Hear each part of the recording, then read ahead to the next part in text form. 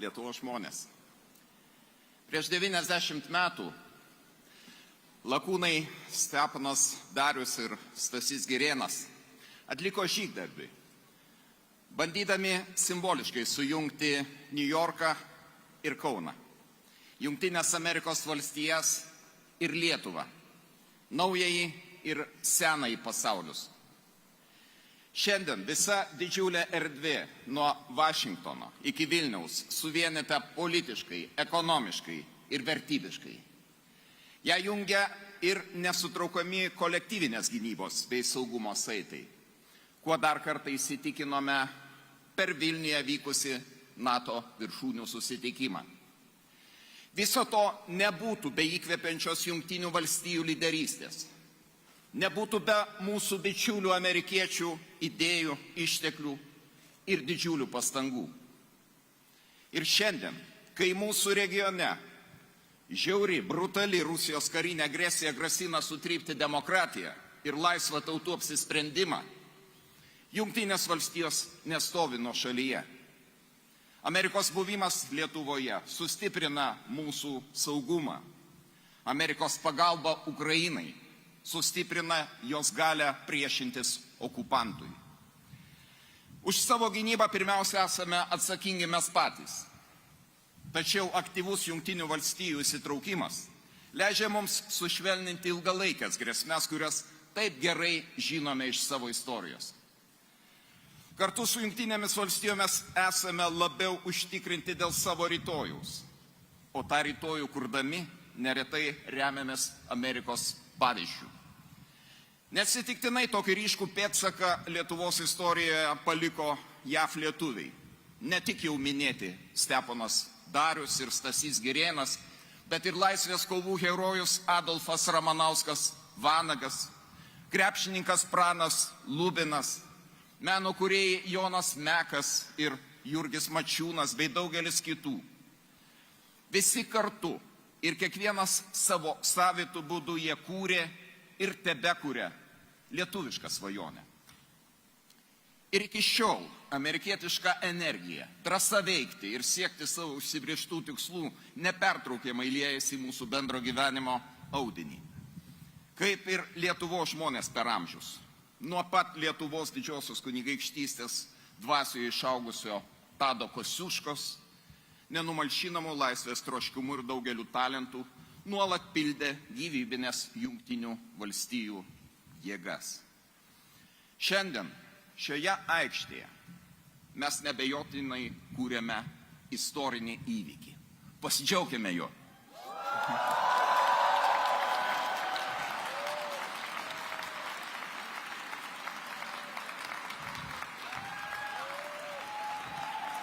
Tikrai taip. Ir aš galvoju, kad šitas įvykis tik dar labiau sustiprins Lietuvos ir Jungtinių Amerikos valstijų draugystę. Išties nepaprastai džiugu, kad mums minint dvišalių diplomatinių santykių užmezgimo 100 metų jubiliejų, Lietuvoje lankosi 46-asis Jungtinių Amerikos valstijų prezidentas Joe Bidenas.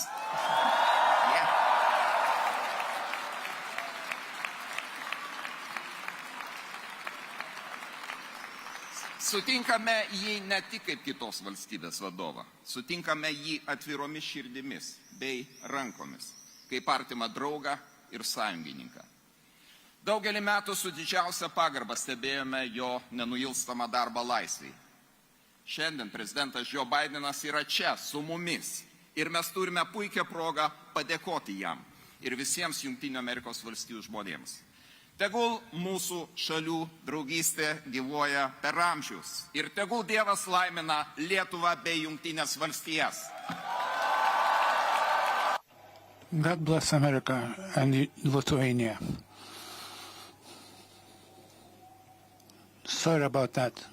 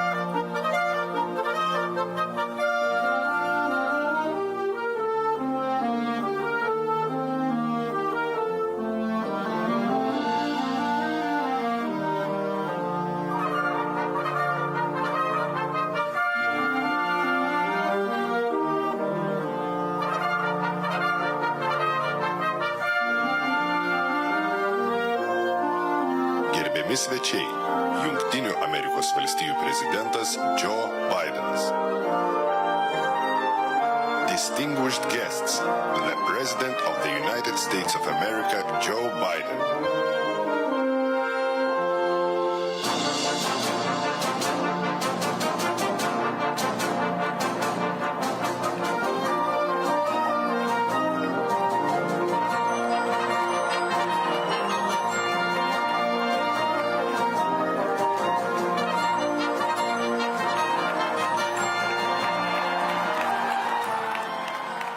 Hello, Lithuania! As my mother would say, God love you, no seats, holy mackerel. It's good to be back in Vilnius, a nation and a region that knows better than anyone the transformational power of freedom. You know, who showed the world that the strength of a people united cannot be denied. And together with your brothers and sisters in Estonia and Latvia, you helped end the era of division through the power of connection. The Baltic Way, not the Berlin Wall, became the symbol for Europe's future. And later, when the Soviet tanks sought once more to deny your independence, the people of Vilnius said no, no, no, no. And in January of 1991, tens of thousands of citizens, unarmed and unyielding, came of their own accord, standing as one to protect the TV tower, to shield the Supreme Council, and defend freedom. 14 heroes tragically lost their lives. Hundreds were wounded. But the whole world saw that decades of oppression had done nothing to dim the flame of liberty in this country. I mean it. It's consequential. The light of Lithuania, you kept it strong, you kept it bright, and you kept the light shining. Here in Vilnius and in Washington, D.C., where the yellow, green, and red of your flag flew every day, this past year, we've celebrated 100 years of unbroken diplomatic relationship between the United States and the Baltic states.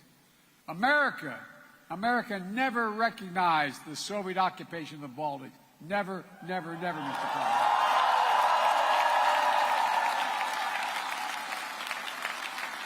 And besides, you got a great president. Stand up. No, stand up.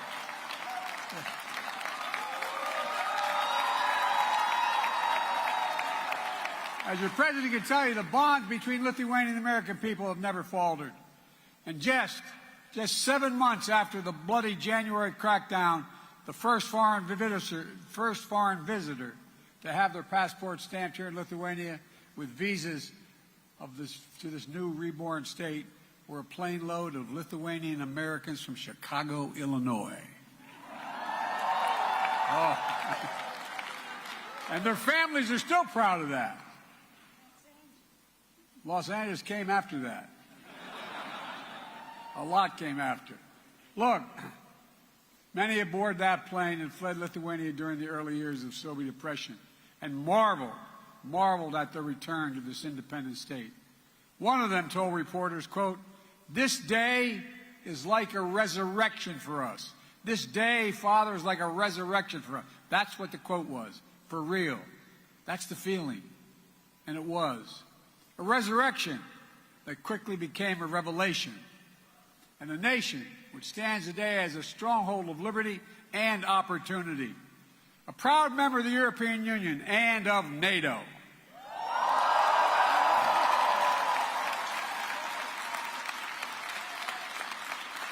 I had the great honor as United States Senator of championing Lithuania and other Baltic states to join NATO in 2004. Wasn't I brilliant doing that? But all kidding aside, think about how it's changed things. Think about what's happened. Now, over the last few days, as President of the United States, I had the honor of participating in the historic NATO summit hosted by Lithuania, where we welcomed NATO's newest ally, Finland, and reached agreement to bring Sweden into the alliance as soon as possible.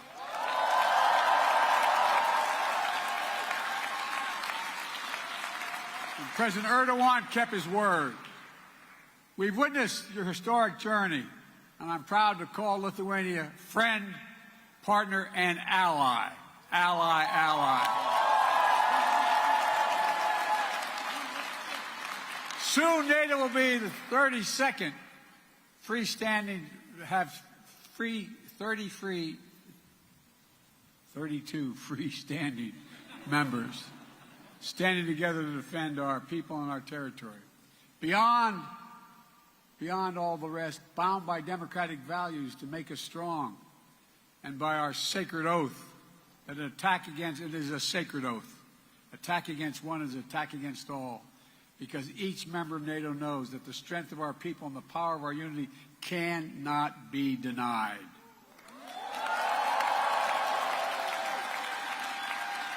If I sound optimistic, it's because I am.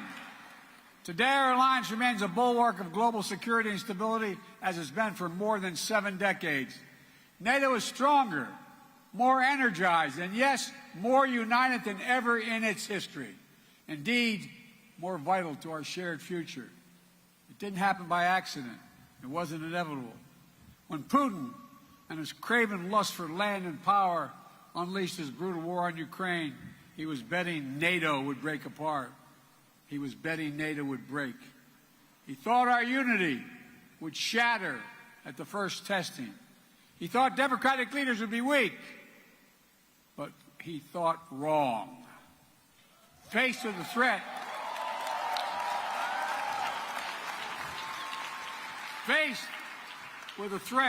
the peace and stability of the world, to the democratic values we hold dear, to freedom itself, we did what we always do. The United States stepped up, NATO stepped up, our partners in Europe and in the Indo-Pacific stepped up. All across the world they stepped up. And we're ready. We were ready because we stood together. In the months leading up to the war, as Putin amassed his forces on the Ukrainian border and laid the groundwork for his brutal invasion, I was in constant contact with my fellow leaders of the G7 and the European Union and NATO, constantly. We warned the world what Putin was planning. Even some in Ukraine didn't believe what we had our intelligence community found. We made sure NATO was prepared to deter any aggression against any member state. We pursued intense diplomacy with Russia, seeking to avert this terrible war. And when Russian bombs began to fall, we did not hesitate to act. We rallied the world to support the brave people of Ukraine as they defend their liberty and their sovereignty with incredible dignity. I mean that from the bottom of my heart. Think about it. Think about what they're doing. After nearly a year and a half of Russia's forces committing terrible atrocities, including crimes against humanity, the people of Ukraine remain unbroken. Unbroken. Ukraine remains independent. It remains free. And the United States has built a coalition of more than 50 nations to make sure Ukraine defends itself both now and is able to do it in the future as well. Since this war began, I've stood with President Zelensky, as I just spent about an hour with him, both in Washington, in Kyiv, in Hiroshima, and now in Vilnius, to declare to the world what I say again: we will not waver. We will not waver. I mean that. Our commitment to Ukraine will not weaken. We will stand for liberty and freedom today, tomorrow, and for as long as it takes.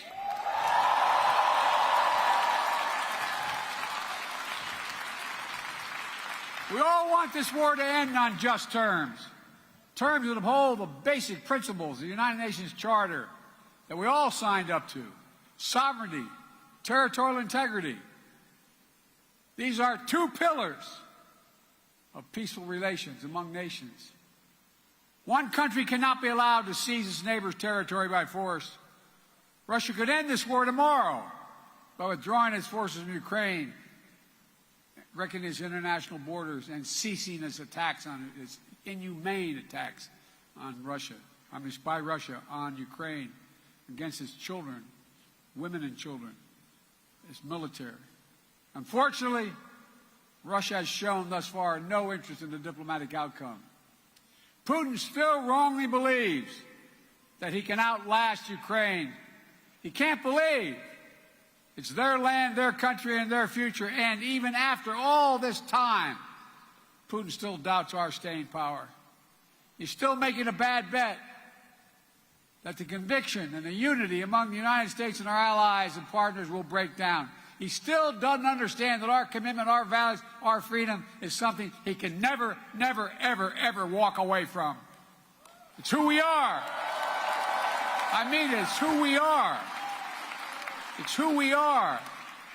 Throughout this horrific war, the people of Lithuania, together with our Baltic brethren, have been among the most fierce champions of Ukraine's right to a future of its own choosing, one that is free, because you lived so long with freedom denied. Many of you who are older know better than anyone how precious the right to determine your own future is. Precious to people everywhere, everywhere. Not just in Ukraine, but Belarus, Moldova, Georgia, and all the places around the world where people continue to fight to make their voices heard. So my message to all of you tonight is keep it up, keep it going. Keep reminding the world of hope that Lithuania embodies, and that's what you embody, hope in this country. Oh, I really mean it. I'm not joking. I mean this sincerely.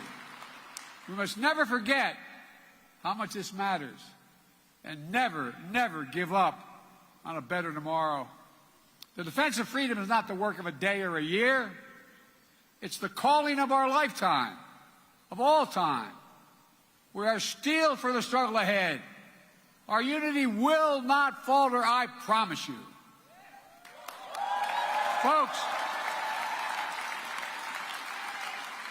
as I look around the world today at a moment of war and peril, a moment of competition and uncertainty, I also see a moment of unprecedented opportunity.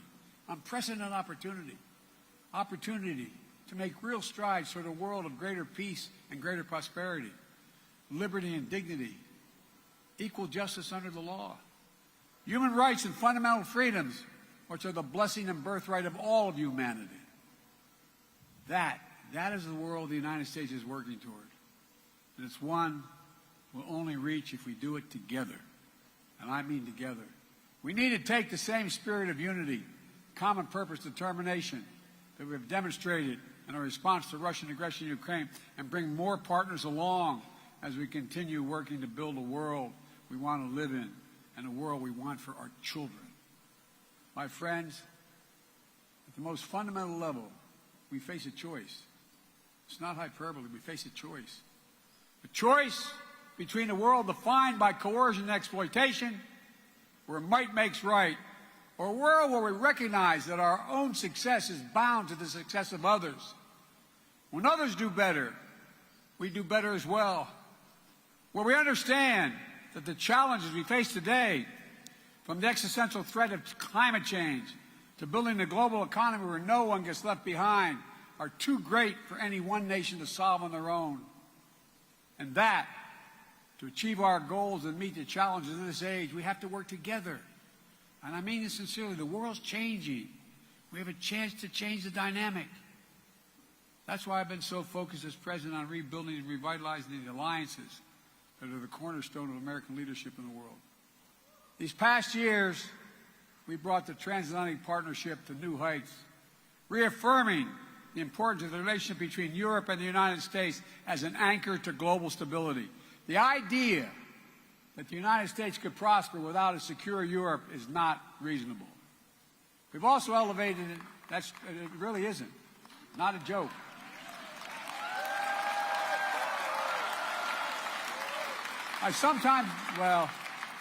We also elevated and deepened American alliance in the Indo-Pacific with Japan, the Republic of Korea, Australia, the Philippines, which provide critical security and deterrence in that vital region of the world. Through our Quad partnership, it's a fancy way of saying our partnership with Australia, India, Japan, and the United States, we're bringing major democracies of the region together to cooperate, keeping the Indo-Pacific free and open, prosperous, and secure. We've demonstrated during this NATO summit, with Indo-Pacific partners joining us for the second year in a row. We're working to deepen connections between the Atlantic and Pacific democracies so that we can better work together toward the shared values we all seek. Strong alliances versatile partnerships, common purpose, collective action to meet our shared challenges. The world has shrunk. That's how we build a future to see, but we share and know we share challenges and work together. We have to step up together, building the broadest and deepest coalition to strengthen and defend the basic rules of the road, to preserve all the extraordinary benefits that stem from the international system grounded in the rule of law. We have to come together to protect rights and freedoms, to underwrite the flow of ideas and commerce, and which have enabled decades of global growth. Yes, territorial integrity and sovereignty, but also principles like freedom of navigation and overflight, keeping our shared seas and skies open so that every nation has equal access to our global common space. And as we continue to explore this age of new possibilities, an age enabled by rapid advances in innovation, we have to stand together to ensure that the common spaces of our future reflect our highest aspirations for ourselves and for others. As my dad would say, that everybody is treated with some dignity. So that artificial intelligence, engineering, biology, and other engineering emerging technologies are not made into weapons of oppression, but rather are used as tools of opportunity. We're working with our allies and partners to build a supply chains that are more resilient, more secure, so we never again face a situation like we had during the pandemic, where we couldn't get critical goods we needed for our daily lives. You know, we all must summon the common will to actually address the existential threat of accelerating climate change. It's real. It's serious. We don't have a lot of time. It is the single greatest threat to humanity. It's only by working together that will prevent the worst consequences of climate change from ravaging our future and that of our children and grandchildren. We also have to recognize our shared responsibility to help unlock the enormous potential that exists in low and middle income companies around the world, not out of charity, but because it's in our own self-interest. We all benefit when more partners stand together working towards shared goals. We all benefit when people are healthier and more prosperous. And that's not, again, hyperbole, it's true. We all benefit when more entrepreneurs and innovators are able to pursue their dreams for a better tomorrow. You know, so we need to update our tool set to better address the needs of today in this interconnected world. A world where climate disasters, pandemics, conflicts spill over borders, make it harder to address the challenges of poverty and instability that hold so many people back. That's why the United States is leading an effort to transform the multilateral development banks, like the World Bank, help them better address the global challenges while enhancing their core mission of reducing poverty and boost shared prosperity.